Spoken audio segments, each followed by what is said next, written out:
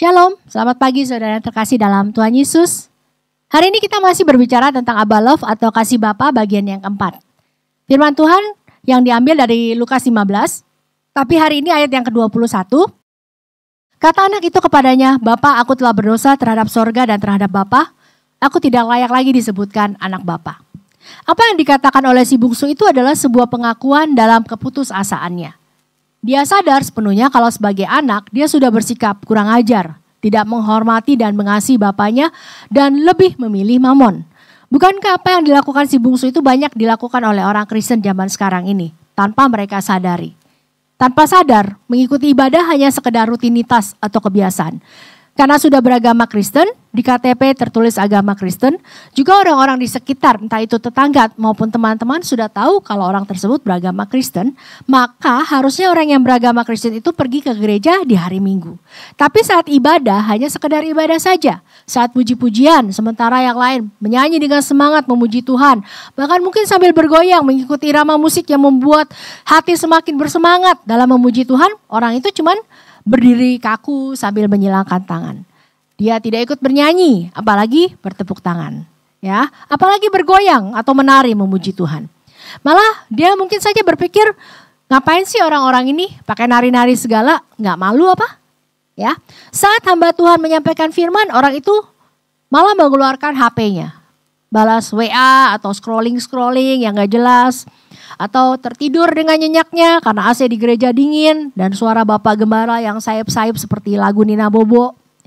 Waktu persembahan diedarkan hanya recehan lecek yang mungkin sobek-sobek sedikit yang diberikan. Selesai ibadah langsung pergi healing. Apakah seperti itu ibadah orang percaya? Roma 12 ayat 1. Karena itu saudara-saudara, demi kemurahan Allah aku menasihatkan kamu supaya kamu mempersembahkan tubuhmu sebagai persembahan yang hidup, yang kudus dan yang berkenan kepada Allah. Itu adalah ibadahmu yang sejati. Kalau kita sudah mengerti dan menyadari Abba Love, kasih Bapa yang luar biasa dalam hidup kita, kita tidak akan pernah menganggap ibadah sebagai mainan, sebagai rutinitas atau kewajiban atau sekedar pengisi waktu di hari Minggu. Mumpung mall belum dibuka, karena mall kan dibukanya kurang lebih jam 10, jam 11 ya, jadi ke gereja dulu. Sama seperti si anak bungsu ini yang menyadari kalau dia sudah berdosa kepada bapaknya.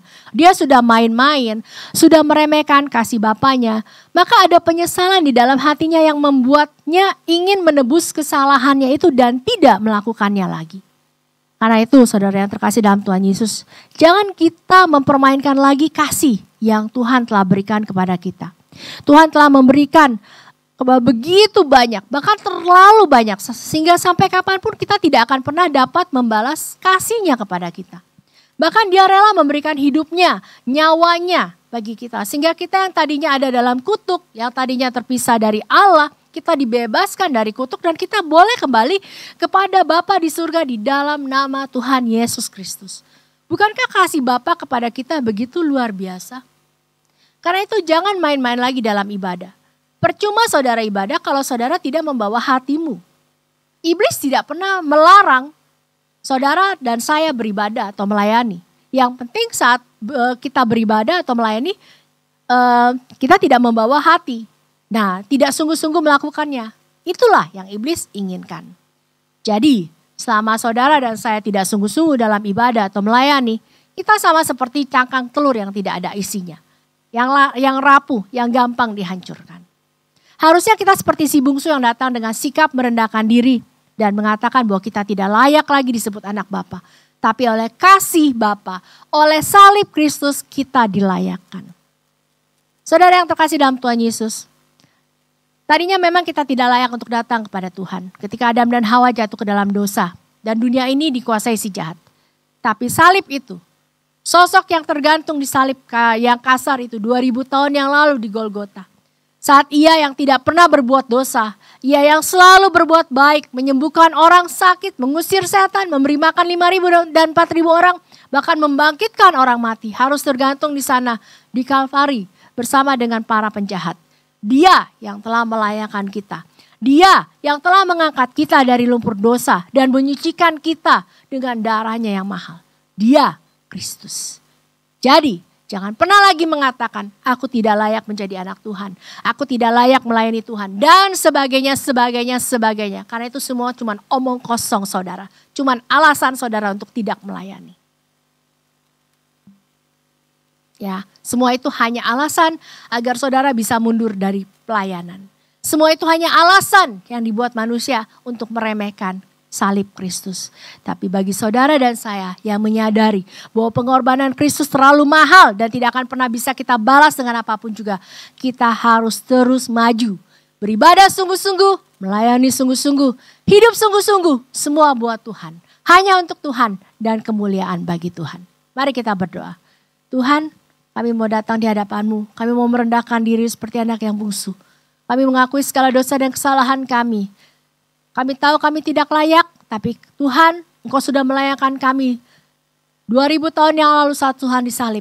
Tidak ada alasan lagi bagi kami untuk mengatakan kami tidak layak. Karena Tuhan, Engkau sudah melayakkan kami. Sama seperti si bungsu yang kembali kepada bapaknya. Bapaknya sudah melayakkan dia. Begitu juga kami Tuhan. Sudah Engkau layakkan dengan darah-Mu yang mahal. Karena itu ajar kami Tuhan. Kami untuk hidup sungguh-sungguh di hadapan-Mu. Untuk beribadah sungguh-sungguh, melayani sungguh-sungguh. Hidup hanya bagi Tuhan, hanya untuk kemuliaan nama Tuhan. Kami gak mau lagi main-main dengan dunia ini. Tapi kami mau sungguh-sungguh di dalam Engkau. Terima kasih Tuhan. Dalam nama Tuhan Yesus kami berdoa. Amin. Jangan pernah lagi mengatakan, saya tidak layak atau saya tidak mampu. Karena Tuhan Yesus sudah melayakkan dan memampukan kita melalui pengorbanannya di Kalvari 2000 tahun yang lalu. Selamat beraktivitas, Tuhan Yesus memberkati.